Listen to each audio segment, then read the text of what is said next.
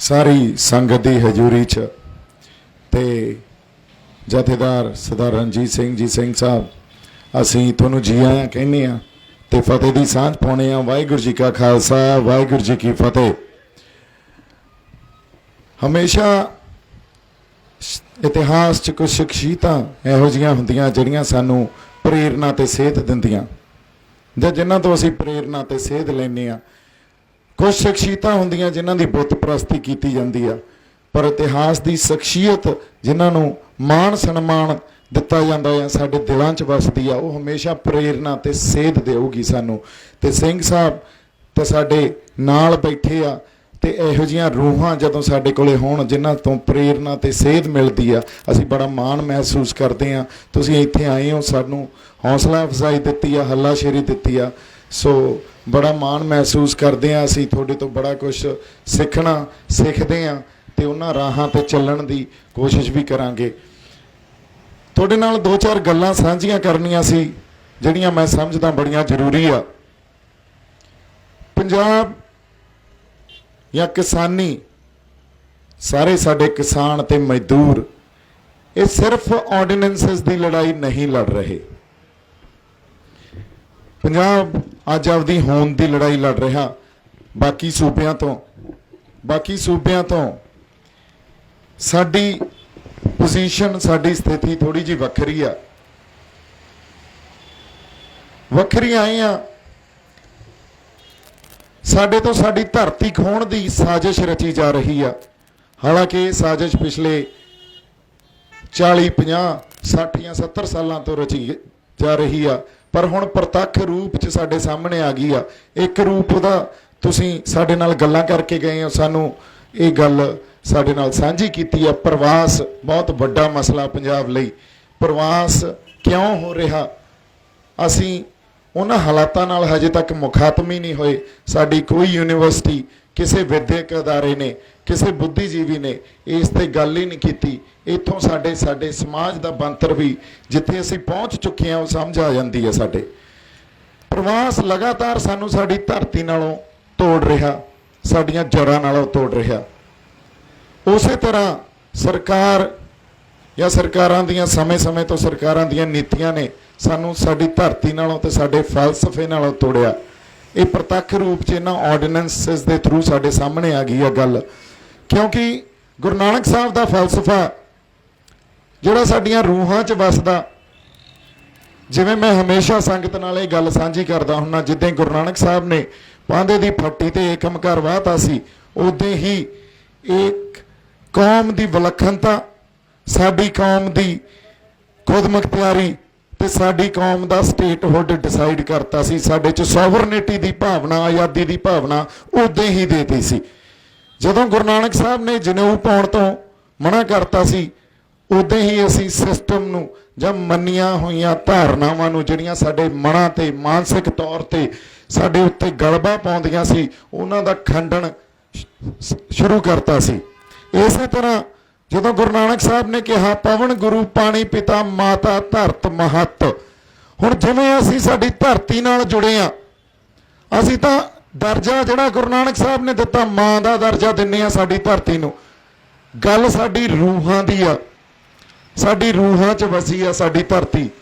ते जे सरकार ने समय समय तो साडे नाल साजिशां रचियां, साडे खिलाफ साजिशां रचियां, साडे इतिहास ते हमले कीते, साडे पाणियां ते हमले कीते, साडी मां बोली ते हमले कीते, साडे ग्रंथां ते हमले कीते, या साडे श्री गुरु ग्रंथ साहब नूं भी अज असीं ये कह सकते हैं भी उत्थे भी हमले कर रहे आ।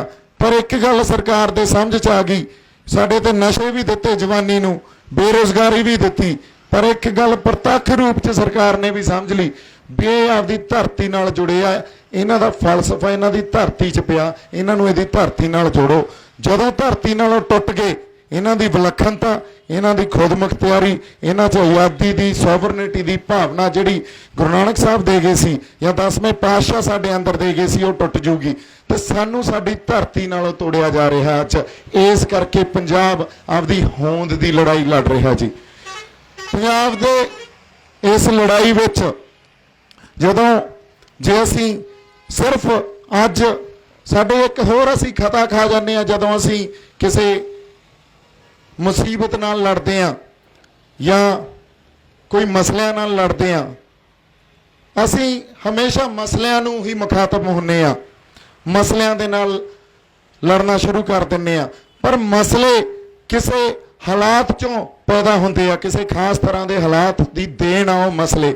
ਅਸਲੀ ਉਹਨਾਂ ਹਾਲਾਤਾਂ ਨੂੰ ਕਦੇ ਮੁਖਾਤਮ ਹੀ ਨਹੀਂ ਹੁੰਦੇ, ਉਹਨਾਂ ਦੀ ਗੱਲ ਹੀ ਨਹੀਂ ਕਰਦੇ, ਉਹਨਾਂ ਨੂੰ ਸੰਬੋਧਨ ਹੀ ਨਹੀਂ ਕਰਦੇ।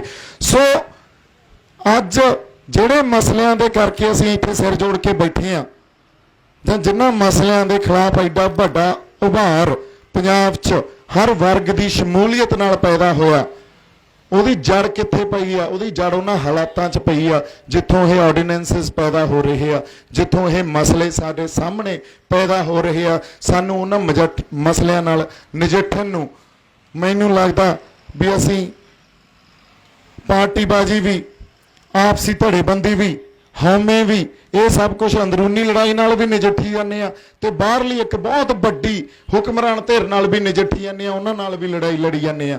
ਸੋ ਸਭ ਤੋਂ ਵੱਡੀ ਜਿਹੜੀ ਖਤਾ ਖਾਣ ਵਾਲੀ ਜਾਂ ਅਸੀਂ ਹਮੇਸ਼ਾ ਖਾਂਦੇ ਰਹੇ ਆ, ਉਹ ਇਹ ਗੱਲ ਆ ਵੀ ਅਸੀਂ ਹਾਲਾਤਾਂ ਨਾਲ ਮੁਖਾਤਮ ਨਹੀਂ ਹੁੰਦੇ। ਜਦੋਂ ਸੰਤ ਜਰਨੈਲ ਸਿੰਘ ਭਿੰਡਰਾਂਵਾਲਿਆਂ ਨੇ ਖੁਦਮੁਖਤਿਆਰੀ ਦੀ ਗੱਲ ਕੀਤੀ, ਜਾਂ ਸੰਤ ਜਰਨੈਲ ਸਿੰਘ ਭਿੰਡਰਾਂਵਾਲਿਆਂ ਨੇ ਇਹ ਗੱਲ ਕੀਤੀ ਪੰਜਾਬ ਤੋਂ ਸਾਡੇ ਪਾਣੀਆਂ ਨੂੰ ਖੋਹਿਆ ਜਾ ਰਿਹਾ, ਜਾਂ ਸਾਡੀ ਵਿਲੱਖਣਤਾ ਦੀ ਗੱਲ ਕੀਤੀ, ਜਾਂ ਸੰਤਾਂ ਨੇ ਸੈਕੂਲਰਿਜ਼ਮ ਜਿਹੜਾ ਵੰਨ ਸਵੰਨਤਾ ਉਹਨੂੰ ਪ੍ਰੋਟੈਕਟ ਕਰਨ ਦੀ ਗੱਲ ਕੀਤੀ, ਤਾਂ ਸਾਡੇ ਤੇ ਹਮੇਸ਼ਾ ਹੀ ਵੱਖਵਾਦੀ, ਅੱਤਵਾਦੀ ਜਾਂ ਸਾਡੇ ਤੇ ਦੋਸ਼ ਲੱਗਦੇ ਰਹੇ ਵੀ ਇਹ ਤਾਂ ਖਾਲਿਸਤਾਨੀ ਆ।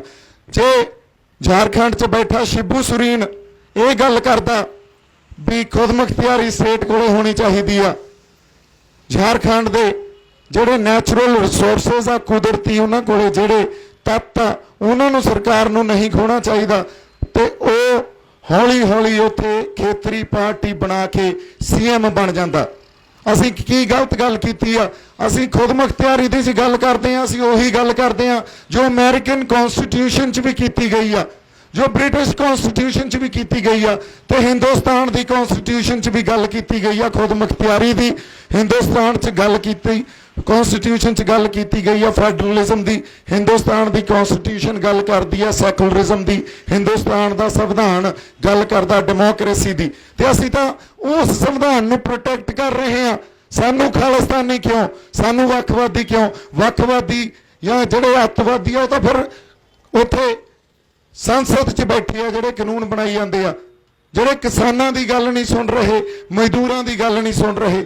ਸੋ ਜਦੋਂ ਅਸੀਂ ਲੜਾਈ ਲੜਨੀ ਆ, ਅੱਜ ਸਾਡੀ ਇਹ ਕੌਮ ਦੀ ਲੜਾਈ ਆ, ਪੰਜਾਬ ਦੀ ਲੜਾਈ ਆ, ਪੰਜਾਬ 'ਚ ਰਹਿੰਦੀ ਹਰ ਉਸ ਰੂਹ ਦੀ ਲੜਾਈ ਆ ਜਿਹੜੀ ਪੰਜਾਬ ਦੀ ਹੋਂਦ ਖਾਤਰ ਲੜ ਰਹੀ ਆ, ਜਾਂ ਪੰਜਾਬ ਦੇ ਧਰਤੀ ਖਾਤਰ, ਸਾਡੇ ਲੋਕਾਂ ਖਾਤਰ ਆਪਦੇ ਦਿਲਾਂ ਅੰਦਰ, ਆਪਦੇ ਰੂਹਾਂ ਅੰਦਰ ਦਰਦ ਸਾਂਭੀ ਬੈਠੀ ਆ। ਸਾਡੀ ਲੜਾਈ ਇੱਕ ਗੱਲ, ਅਸੀਂ ਜਿਵੇਂ ਮਿਸਲ ਦੌਰ 'ਚ ਮਿਸਲਾਂ ਮਤਾਂ ਪਗਾ ਲੈਂਦੀਆਂ ਸੀ, ਆਪਸੀ ਮਤਭੇਦ, ਆਪਸੀ ਵਿਚਾਰਧਾਰਕ ਵਖਰੇਵੇਂ ਹੁੰਦੇ ਸੀ, ਪਰ ਮਤਾ ਇਹ ਪਗਾਇਆ ਜਾਂਦਾ ਸੀ ਵੀ ਹੁਣ ਬਾਹਰੀ ਹਮਲਾ ਹੋ ਗਿਆ, ਬਾਹਰੀ ਹਮਲਾ ਹੋ ਗਿਆ, ਦੁਸ਼ਮਣ ਸਾਡਾ ਸਾਨੂੰ ਪਤਾ ਕੌਣ ਆ।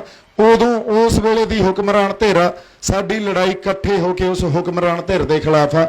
ਅਸੀਂ ਆਪਸੀ ਵਖਰੇਵੇਂ, ਆਪਸੀ ਵਿਚਾਰ ਜਿਹੜੇ ਉਹਨਾਂ 'ਚ ਸਾਡੀ ਕੋਈ ਵਿਚਾਰਧਾਰਕ ਕੋਈ ਮਤਭੇਦ ਆ, ਉਹ ਬਾਅਦ 'ਚ ਅਸੀਂ ਨਜਿੱਠ ਲਾਂਗੇ। ਹੁਣ ਲੜਾਈ ਹੁਕਮਰਾਨ ਦੇ ਖਿਲਾਫ ਲੜੀਏ। ਤਾਂ ਇਸੇ ਕਰਕੇ ਉਸ ਵੇਲੇ ਮਿਸਲ ਕਾਲ 'ਚ ਖਾਲਸੇ ਦੀ ਜਿੱਤ ਹੁੰਦੀ ਸੀ, ਕੌਮ ਦੀ ਜਿੱਤ ਹੁੰਦੀ ਸੀ। ਅੱਜ ਅਸੀਂ ਇੱਕ ਦੂਜੇ ਦੀਆਂ ਲੱਤਾਂ ਖਿੱਚਦੇ ਹਾਂ। ਅਸੀਂ ਆਪਸੀ ਵਖਰੇਵੇਂ ਬਾਅਦ 'ਚ ਨਜਿੱਠ ਲਾਂਗੇ। ਇੱਕ ਗੱਲ ਦੀ ਸਪਸ਼ਟਤਾ ਰੱਖਣੀ ਜ਼ਰੂਰੀ ਹੈ, ਇਸ ਵੇਲੇ ਹਿੰਦੁਸਤਾਨ ਦੀ ਹੁਕਮਰਾਨ, ਹਿੰਦੁਸਤਾਨ ਦੀ ਸਰਕਾਰ ਨਾਲ ਸਾਡੀ ਲੜਾਈ ਆ, ਜਿਹਨੇ ਭਾਰਤੀ ਕੌਮ ਸਿਰਜਣ ਦੀ ਜਿੱਦ ਫੜੀ ਬੈਠੇ ਆ। ਪ੍ਰਤੱਖ ਰੂਪ 'ਚ ਸਾਡੇ ਸਾਹਮਣੇ ਆ ਗਈ ਹੈ ਇਹ ਗੱਲ। ਤੇ ਪੰਜਾਬ ਕਸ਼ਮੀਰ ਤੋਂ ਬਾਅਦ ਇੱਕ ਇਹੋ ਜਿਹਾ ਸੂਬਾ ਜਿਹੜਾ ਉਹਨਾਂ ਦੀ ਉਸ ਜਿੱਦ ਦੇ ਖਿਲਾਫ ਲੜਦਾ ਕਿ ਆਪਦੀ ਵਿਲੱਖਣਤਾ ਨੂੰ, ਆਪਦੀ ਵੰਨ ਸਵੰਨਤਾ ਨੂੰ ਅਸੀਂ ਪ੍ਰੋਟੈਕਟ ਕਰਦੇ ਹਾਂ, ਅਸੀਂ ਆਵਾਜ਼ ਵੀ ਬੁਲੰਦ ਕਰਦੇ ਹਾਂ, ਸਾਡੀਆਂ ਕਲਮਾਂ ਵੀ ਉਹਦੇ ਖਿਲਾਫ ਲਿਖਦੀਆਂ। ਇਸ ਕਰਕੇ ਸਾਡੀ ਹੋਂਦ ਦੀ ਲੜਾਈ ਆ। ਉਹ ਧਾਰੀ ਬੈਠੇ ਆ ਪੰਜਾਬ ਨੂੰ, ਇਹਨਾਂ ਦੀਆਂ ਜ਼ਮੀਨਾਂ ਨਾਲ, ਇਹਨਾਂ ਦੀ ਧਰਤੀ ਨਾਲ ਖੋਰ ਦੋ, ਇਹਨਾਂ ਦੀਆਂ ਰੂਹਾਂ ਨੂੰ ਖੋਰ ਦੋ। ਤੇ ਜੇ ਇੱਕ ਵਾਰੀ ਸਾਡੇ ਪੈਰ ਉਖੜ ਗਏ, ਮੁੜ ਕੇ ਸਾਡੇ ਕਿਤੇ ਪੈਰ ਨਹੀਂ ਲੱਗਣੇ। ਇਹ ਪੰਜਾਬ ਦੇ ਲੋਕਾਂ ਨੂੰ, ਇੱਥੇ ਰਹਿੰਦੇ ਹਰ ਵਰਗ ਨੂੰ ਸਮਝਣ ਦੀ ਜ਼ਰੂਰਤ ਆ। ਸੋ ਮੇਰੀ ਬੇਨਤੀ ਹੈ, ਇਸ ਮੰਚ ਦੇ ਥਰੂ ਮੇਰੀ ਬੇਨਤੀ ਆ ਸਾਡੀਆਂ ਪੰਜਾਬ ਦੀਆਂ ਸ਼ਖਸੀਅਤਾਂ ਨੂੰ, ਜਿਨ੍ਹਾਂ ਨੂੰ ਲੋਕ ਸੁਣਦੇ ਆ, ਜਿਨ੍ਹਾਂ ਤੋਂ ਪ੍ਰੇਰਨਾ ਤੇ ਸੇਧ ਲੈਂਦੇ ਆ, ਵੀ ਇਸ ਲੜਾਈ 'ਚ ਸਾਨੂੰ ਅਗਵਾਈ ਕਰਨ, ਉਹ ਸਾਡੇ ਅੱਗੇ ਲੱਗਣ। ਅਸੀਂ ਨਾਲ ਉਨਾ ਹੀ ਜਜ਼ਬੇ, ਉਨਾ ਜੋਸ਼ ਨਾਲ, ਉਨੀ ਦ੍ਰਿੜਤਾ ਨਾਲ, ਸਮਰਪਣ ਨਾਲ ਉਹਨਾਂ ਦੇ ਨਾਲ ਆ। ਸਾਨੂੰ ਤੁਹਾਡੀ ਅਗਵਾਈ ਵੀ ਚਾਹੀਦੀ ਆ, ਤੁਹਾਡੇ ਤੋਂ ਸਾਨੂੰ ਗਾਈਡੈਂਸ ਵੀ ਚਾਹੀਦੀ ਆ। ਤੁਹਾਡੇ ਕੋਲੇ ਤਜਰਬਾ ਬਹੁਤ ਆ, ਇਤਿਹਾਸ ਨੂੰ ਬੜੀ ਚੰਗੀ ਤਰ੍ਹਾਂ ਜਾਣਦੇ ਹੋ ਤੁਸੀਂ, ਇਸ ਖਿੱਤੇ ਦੇ ਲੋਕਾਂ ਨੂੰ ਜਾਣਦੇ ਹੋ, ਉਹਨਾਂ ਦੇ ਵਿਵਹਾਰਿਕ ਜਾਂ ਉਹਨਾਂ ਦੀ ਮਾਨਸਿਕਤਾ ਨੂੰ ਬੜੀ ਚੰਗੀ ਤਰ੍ਹਾਂ ਸਮਝਦੇ ਹੋ। ਤਾਂ ਹਰ ਸ਼ਖਸੀਅਤ ਨੂੰ ਜਿਹੜੀ ਪੰਜਾਬ 'ਚ ਬੜੀ ਦੇਣ ਆ, ਪੰਜਾਬ ਦੀ ਮਿੱਟੀ ਨੂੰ, ਉਸ ਸ਼ਖਸੀਅਤ ਦੀ, ਉਹਨਾਂ ਨੂੰ ਬੇਨਤੀ ਆ ਵੀ ਸਾਡੀ ਅਗਵਾਈ ਕਰਨ। ਇਹ ਲੜਾਈ ਪੰਜਾਬ ਦੀ ਹੋਂਦ ਦੀ ਲੜਾਈ ਆ। ਬੜੀ ਵੱਡੀ ਸਰਕਾਰ ਨਾਲ, ਹੁਕਮਰਾਨ ਧਿਰ ਨਾਲ ਅਸੀਂ ਲੜ ਰਹੇ ਹਾਂ। ਤਾਂ ਇੰਨੀਆਂ ਕੁ ਬੇਨਤੀਆਂ ਕਰਦਾ ਹੋਇਆ ਮੈਂ ਤੁਹਾਡੇ ਤੋਂ ਇਜਾਜ਼ਤ ਲੈਣਾ ਜੀ। ਤੇ ਵਾਹਿਗੁਰੂ ਜੀ ਕਾ ਖਾਲਸਾ, ਵਾਹਿਗੁਰੂ ਜੀ ਕੀ ਫਤਿਹ। ਬਹੁਤ ਸਾਰਾ ਪਿਆਰ ਸਤਿਕਾਰ ਸੰਗਤ ਨੂੰ। ਤੇ ਸਿੰਘ ਸਾਹਿਬ ਤੁਸੀਂ ਆਏ ਹੋ, ਸਾਨੂੰ ਬੜੀ ਹੌਸਲਾ ਤੇ ਹੱਲਾਸ਼ੇਰੀ ਦਿੱਤੀ ਆ। ਬਹੁਤ ਬਹੁਤ ਪਿਆਰ ਸਤਿਕਾਰ, ਤੇ ਹਮੇਸ਼ਾ ਹੀ ਤੁਹਾਡੇ ਤੋਂ ਅਸੀਂ ਸਿੱਖਦੇ ਰਵਾਂਗੇ। ਤੇ ਜੀ ਆਇਆਂ ਨੂੰ ਇੱਕ ਵਾਰੀ ਫੇਰ ਜੀ, ਸਤਿ ਸ਼੍ਰੀ ਅਕਾਲ।